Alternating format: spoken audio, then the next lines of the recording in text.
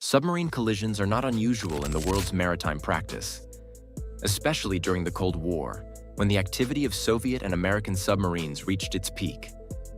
However, the strangest and most ridiculous collision occurred after the collapse of the Soviet Union. On February 11, 1992, the Los Angeles-class submarine USS Baton Rouge was just 14 miles off the coast of Russia near Murmansk. The submarine was closely monitoring the actions of the Russian fleet as part of Operation Holy Stone near Kildon Island. At 8:16 p.m., something large hit the Baton Rouge. Whatever it was, it hit the submarine from below. As they say, there was a knock from below, but what happened?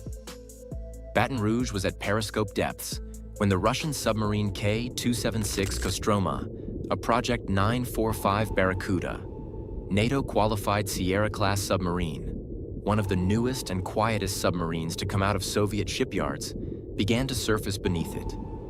When the Kostroma attempted to surface under the American submarine, the two vessels collided. The Kostroma had a broken sail, and the hull of the Baton Rouge was damaged with such force that its anechoic tiles crashed into the hull of the Kostroma.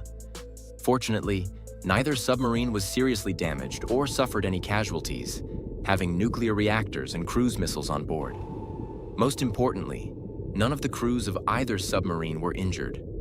Most likely, the crew of the Kostroma did not even realize that there was an American submarine right on course above them.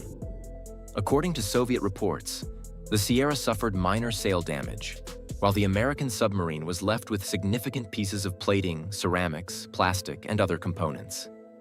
After the Baton Rouge returned to its Norfolk base 2 weeks later, divers conducting an underwater inspection found scratches, dents, and 2 small cuts on the submarine's left ballast. The U.S. Navy has not released an explanation of why the Baton Rouge was operating so close to the Russian coast. However, sources within the Pentagon reportedly have said that the Baton Rouge was on an intelligence-gathering mission at the time of the collision. This explanation has been offered in other press accounts of the collision as well.